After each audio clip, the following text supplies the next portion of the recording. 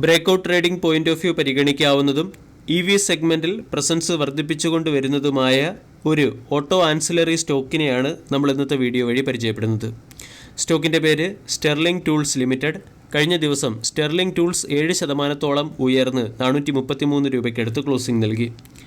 2000 കോടി രൂപയ്ക്കടുത്ത് മാർക്കറ്റ് ക്യാപ്പുള്ള കമ്പനിയുടെ valuation 28.21. Valuation point of view stock ഓക്കെയാണ്.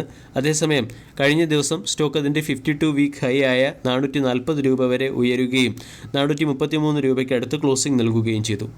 സ്റ്റെർലിംഗ് ടൂൾസ് ലിമിറ്റഡിൻ്റെ 52 വീക്കിലോ 304. സ്റ്റെർലിംഗ് ടൂൾസ് ലിമിറ്റഡ് എന്ന കമ്പനി ഇന്ത്യയിലെ രണ്ടാമത്തെ ഏറ്റവും വലിയ ഓട്ടോമോട്ടീവ് ഫാസ്റ്റനർ മാനുഫാക്ചറിംഗ് കമ്പനിയാണ്. കൂടാതെ ഇലക്ട്രിക് വെഹിക്കിൾസുകൾക്ക് ആവശ്യമായിട്ടുള്ള MCUയും കമ്പനി സപ്ലൈ ചെയ്യുന്നുണ്ട്. പ്രൊഡക്റ്റ് പോർട്ട്ഫോളിയോ പരിശോധിക്കുകയാണെങ്കിൽ ഫാസ്റ്റനറും അതുകൂടാതെ ഓട്ടോമോട്ടീവ് ആൻഡ് നോൺ ഓട്ടോമോട്ടീവ് സെഗ്മെൻറ്റുകൾക്ക് ആവശ്യമായിട്ടുള്ള ചില പ്രൊഡക്റ്റുകളും നമ്മൾക്ക് കാണാൻ സാധിക്കും. റവന്യൂ ഡിസ്ട്രിബ്യൂഷനിൽ OEM എന്ന നിലയിലാണ് കമ്പനി 86%-ഓളവും റവന്യൂ ജനറേറ്റ് ചെയ്യുന്നത്. എക്സ്പോർട്ട് വഴി 2%, റീപ്ലേസ്മെൻറ്റ് വഴി 10%-വും റവന്യൂ ജനറേറ്റ് ചെയ്യുന്നു.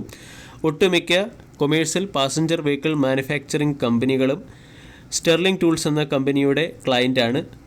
ഹോണ്ട, മാരുതി, മഹീന്ദ്ര, ഏഷ്യർ, കുമിൻസ്, ഓല പോലുള്ള പല കമ്പനികളെയും നമുക്ക് കാണാൻ സാധിക്കും. ഇവിടെ കമ്പനിക്ക് പ്രധാനമായും 4 മാനുഫാക്ചറിംഗ് പ്ലാന്റുകളാണുള്ളത്. സൗത്ത് ഇന്ത്യയിൽ ബാംഗ്ലൂരിലും നോർത്ത് ഇന്ത്യയിൽ ഫരീദാബാദിലുമാണ് കമ്പനിക്ക് മാനുഫാക്ചറിംഗ് പ്ലാന്റ് ഉള്ളത്. ഫാസ്റ്റനർ മാനുഫാക്ചറിംഗ് കപ്പാസിറ്റിയിൽ കമ്പനി ഏകദേശം 38,000 ടൺ പെർ ആനം എന്ന ലെവൽ അച്ചീവ് ചെയ്യുകയും ചെയ്തിട്ടുണ്ട്. ഇതുകൂടാതെ കമ്പനി ഇന്ത്യയിലെ തന്നെ ലാർജസ്റ്റ് MCU മാനുഫാക്ചറിംഗ് കമ്പനിയാണ്. പ്രധാനമായും ഇലക്ട്രിക് വെഹിക്കിൾസ് ഉപയോഗിക്കുന്ന MCU മാനുഫാക്ചർ ചെയ്യുന്ന ഒരു കമ്പനി കൂടിയാണ് സ്റ്റെർലിംഗ് ടൂൾസ് ലിമിറ്റഡ് എന്ന കമ്പനി.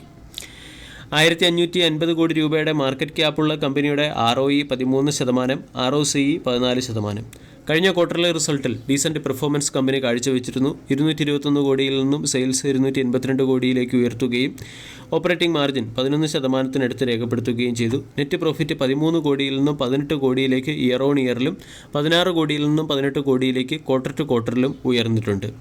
പ്രൊമോട്ടേഴ്സിന് 65% സ്റ്റേക്ക് ഹോൾഡിംഗ്, FISന് 0.05%, DISന് 5.4%, പബ്ലിക്കിന് 28% സ്റ്റേക്ക് ഹോൾഡിംഗുമാണുള്ളത്.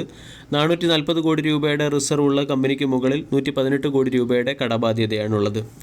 ടെക്നിക്കലി സ്റ്റെർലിംഗ് ടൂൾസ് എന്ന സ്റ്റോക്ക് വളരെ അട്രാക്റ്റീവ് ലെവലിൽ ഇപ്പോൾ ട്രേഡ് ചെയ്യുന്നു. വീക്കിലി ക്യാൻഡിൽ പാറ്റേൺ നമ്മൾ പരിശോധിക്കുകയാണെങ്കിൽ സ്റ്റോക്ക് ഫോളോ ചെയ്തു വന്ന ഒരു ഡൗൺവേർഡ് സ്ലോപ്പിംഗ് പാരലൽ ചാനലിൽ സ്റ്റോക്കിൽ ബ്രേക്കൗട്ട് വന്നു കഴിഞ്ഞു. ബ്രേക്കൗട്ട് മികച്ച വോളിയത്തോടു കൂടിയാണ് സ്റ്റോക്കിൽ വന്നത്. കൂടാതെ വീക്കിലി ക്യാൻഡിൽ പാറ്റേൺ നമ്മൾ പരിശോധിക്കുകയാണെങ്കിൽ സ്റ്റോക്ക് ബ്രേക്കൗട്ടിന് അടുത്താണ്. ഇവിടെ റൗണ്ടിംഗ് ബോട്ടം രീതിയിലുള്ള ഒരു ക്യാൻഡിൽ പാറ്റേൺ ബ്രേക്കൗട്ട് കാണാൻ സാധിക്കും. ഡെയിലി ക്യാൻഡിൽ പാറ്റേണിൽ സ്റ്റോക്കിൽ ആൾറെഡി ഡബിൾ ബോട്ടം രീതിയിലുള്ള ഒരു ബ്രേക്കൗട്ട് വരികയും ബ്രേക്കൗട്ടിൻ്റെ